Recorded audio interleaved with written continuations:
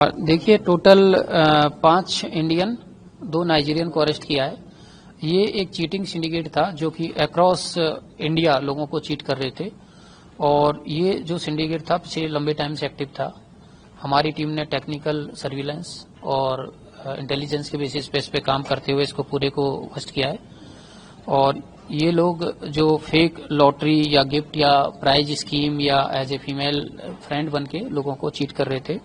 Victim को confidence में लेके आते थे, उसके बाद जो चीट करते थे। जैसा कि काफी बार आपके देखते हैं कि +44 जो यूके का नंबर होता है उसके नाम से ये लोग कॉल करते थे।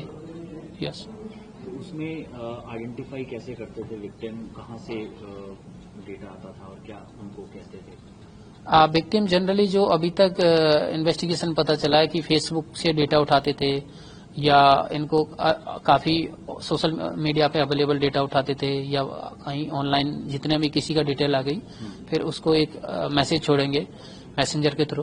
फिर अगर विक्टिम रिवर्ट बैक करता है तो फिर आगे चैट करते हैं। फिर काफी बार जो फॉरेन नेशनल है वो बिजनेसमैन बन के बात करता है और बाकायदा में 44 का नंबर होता है, जबकि उसको वर्चुअली ये दिखाते हैं।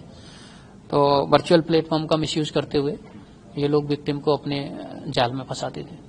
फिर उसके बाद क्या कहते हैं कि मैं इंडिया आ रहा हूँ और मैं इमिग्रेशन के लिए फंस गया हूँ? काफी अलग अलग स्कीम्स होती है, जैसे कि काफी बार की एयरपोर्ट पे मैं पहुंच चुका हूँ, आपको एयरपोर्ट इमिग्रेशन से एक फेक कॉल आता है कि इस तरीके से पैसा आप दे दीजिए, आपका दोस्त यहाँ पे इतने, इसके पास इतने डॉलर्स है, इस तरीके से। या फीमेल फ्रेंड बन जाते हैं कि आपके यहाँ पे मैं आपसे मिलने आ रही हूँ, इस तरीके से फॉरेन से। तो इस तरीके से विक्टिम का पूरा एक कॉन्फिडेंस देके कि विक्टिम जब ये तभी उसको टारगेट करते हैं जब विक्टिम फुली कॉन्फिडेंस में आ जाता है। सर कितने टाइम से कर रहे हैं और कितने विक्टिम्स आप लोगों ने आइडेंटिफाई किए हैं और कितने का लगभग उन्होंने अभी तक फ्रॉड किया है? देखिए विक्टिम अभी तक हमने जो विक्टिम हमारे सामने 5 विक्टिम को तो अभी हमारे सामने इमीडिएटली आ चुके हैं।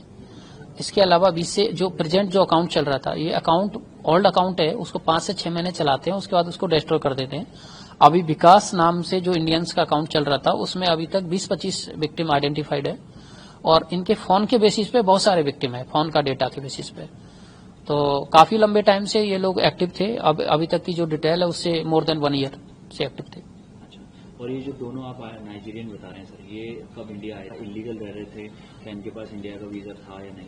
देखिए इनमें से जो नाइजीरियन है, इनमें से एक अक्यूज था संडे जॉन, वो 2023 में आया था और उसका मेडिकल वीजा था, वो बिजनेस वीजा था जो एक्सपायर हो गया 1 साल के लिए और इलीगली रुका हुआ था। दूसरा अक्यूज है वो 2013 में आया हुआ था मेडिकल वीजा पे और उसका भी वीजा एक्सपायर हो चुका है और इलीगली इंडिया में स्टे कर रहा था।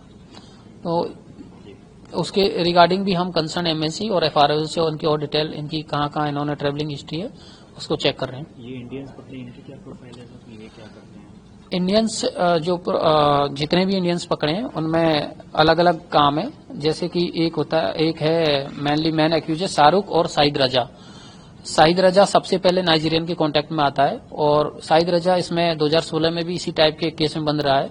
तो साहिद रजा लंबे टाइम से इसमें इन्वॉल्व रहा है इस टाइप के केस में।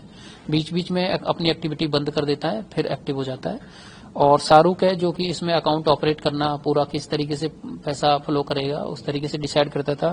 राकेश है एक इंडियन जो कि अकाउंट ओपनिंग करवाता था। इसी तरीके से फैज है जो कि फेक आधार कार्ड बनाता था जिससे कि अकाउंट ऑपरेट करना आसान हो जाए। तो अलग अलग का अलग अलग रोल था। नाइजीरियन फंड लोगों को अपने जाल में फंसाते, पैसा अकाउंट में प्रोवाइड करवाते थे और इंडियन उसको विड्रॉ करके नाइजीरियन को कैश में देते। रिकवरी क्या होगी?